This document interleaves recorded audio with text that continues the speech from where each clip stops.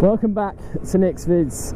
This is my long-term review of the XSR 700, this beautiful motorcycle I'm sitting on right now. It's a 20,000 mile review, and unfortunately this may be one of my last rides on this amazing motorcycle.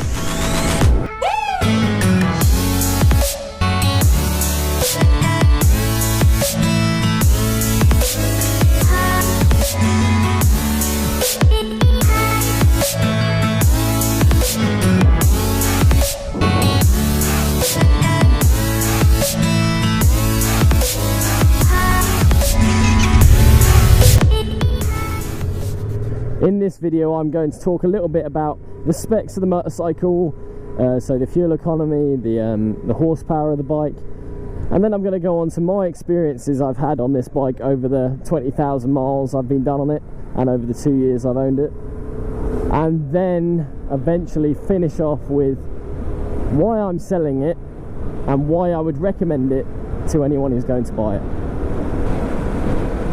Now, some of the specs in this bike: it is a 689cc engine. It's an inline 2-cylinder, 4-stroke. Obviously, I'd be very surprised to get a 2-stroke 700. It's a lovely motorcycle to ride, really comfortable. It weighs around 186 kilograms, that's wet weight. I don't know what the dry weight is. With a 14-litre fuel tank, it's quite capable of long distances. If you're rather conserving with the fuel, you'll get a good 70 to 80 miles per gallon out of the tank. This bike is obviously almost exactly the same as the MT-07, apart from the sitting position. It's just slightly wider handlebars, which makes it a lot more nimble and easy to flick about because you've got that little extra leverage. I've absolutely loved this bike over the 2 years I've owned it and the 20,000 miles. It has been through the rain, thunderstorms, strong winds, and even a little bit of snow, which was rather terrifying, let me say that. I was terrified of dropping it. But this bike handles itself well in all conditions, in all honesty. I wouldn't say it was the best off-road motorcycle, but if you put some knobblies on it, to be honest, I think it would be pretty good, apart from going over the occasional bump and bottoming out. This bike comes with full ABS in front and rear. The ABS in the rear seems to come on rather preemptively, I'd like to say. When you start braking, your weight always goes forward, lifting weight off the rear tyre, and then obviously meaning it's more likely to lock up and skid.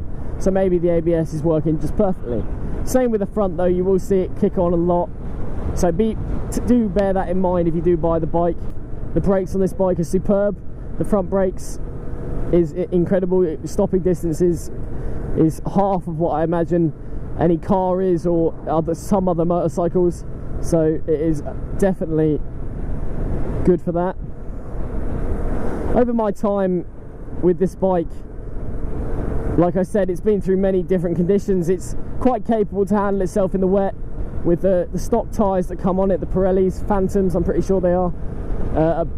Insanely good set of tyres, and I wouldn't bother changing them unless you really have to, when they're obviously the tread's getting low.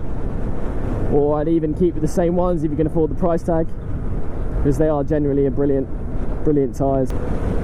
I would say this bike is rather reliable, considering it's done 20,000 miles, and the only time I've had an issue was when I grounded the battery by accident, meaning I had to bump start the bike. And the occasional little wear and tear, such as the sticker on here was wearing off, you'll see back in other videos, but that's all covered under warranty. Fork seals on this bike are superb. I've heard other people blow fork seals on MT-07s, but I don't know what it is with this bike. I've hit bumps on this bike quite hard and even come down on a wheelie quite hard before, and the fork seals have held out superbly, like the rest of the bike has done so. One thing to bear in mind with this motorcycle, as much as it may be rather robust in the fact that it functions and will stay functioning for the full 20,000 miles and the 2 years of owning it, is to keep in mind that it does scratch rather easy. There is quite a few little scratches here and there on this bike. It is a cheaper bike than other motorcycles, so you are getting that little, obviously cheaper made on the bits that don't matter as much, such as the plastics and the some of the metal areas, but keeping strong with the engine and the working parts, where in all honesty you'd most prefer it. Some of the issues I've had is rusting. It's quite a key issue. Most of the silver bolts, the aluminium bolts I'm assuming, have a nice layer of powder appearing over the top of it, which is good for, it shows the corrosion resistance, and that's the aluminium protecting itself by the top layer corroding, but it's quite obvious, and it does ruin the look of the bike slightly. The fluid pipes, don't hold me to this, I'm assuming a coolant, do get, again, a white flaky material over the rubber, but again I assume that's the rubber perishing, but the rubber's still intact and working. It's just losing its look a little bit more than anything. The rear swing arm along the welds, I've noticed this on a couple of the MT-07s and the XSRs, are rusting slightly, but with a bit of sandpaper that goes away. It's only surface rust, no key corrosion elements anywhere there. Now, servicing this bike wasn't too expensive.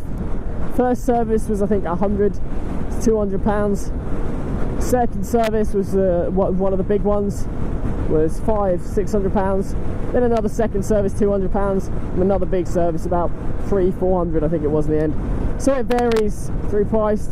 None of them are too extravagant, and these are all at the 6,000 mile gaps, apart from the first one, which you do after 600 or 700 miles. So again, the servicing costs are relatively good on this bike, and obviously the maintenance of the bike is kept to a minimum due to the fact the bike is rather reliable and not many issues have occurred during my ownership. It has kept the price of the maintenance down. If you are going to get this in an A2, wouldn't worry about the power loss. It is noticeable if you go from an MT to an XSR that is restricted, or an XSR that isn't restricted, but without being on another bike, it will keep up quite happily with any other A2 motorcycles, and in all honesty some A motorcycles as well. Obviously, as it is one of the main things I enjoy about motorcycling, I have to speak about it. Some people may not agree with it, but that's one of those things. This bike is fantastic to learn to wheelie if you are interested in doing that. It is smooth control, the power is really well ranged. It is a lovely bike, and the brakes work well enough and comfortably enough to really get in control of them as well. And I recommend it to anyone who's interested in learning how to wheelie. A lot of people will be wondering why I'm actually selling this motorcycle.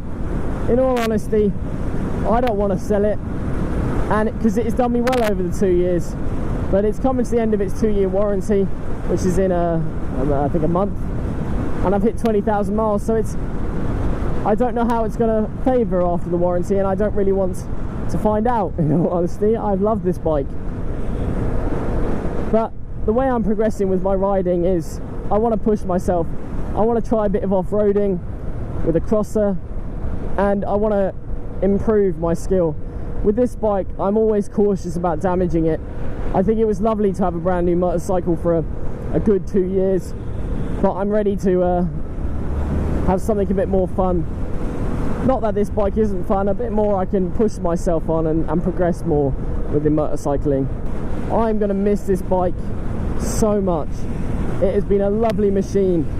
I have loved it. I'm honestly going to be so sad when I finally hand the keys over to hopefully a lovely new owner. Finally, I would honestly recommend this bike to anyone who's looking for a bike to have a little bit of fun on and progressing from their CVT to an A2 license. I think it is perfect. Or anyone who just wants quite a nippy bike which is able to do more than one thing: fast riding, twisties, touring, even a little bit of off-roading if you want to push your luck. But it is an all-round amazing machine, and I've absolutely loved it.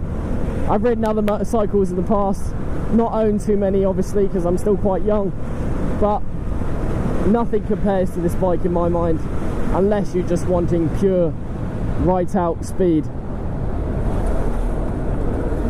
I'd just like to say I hope this little long-term review of the XSR 700 was helpful. It's a beautiful bike. I cannot recommend it more. And finally, I'd just like to say thank you very much for watching, and I'll see you later.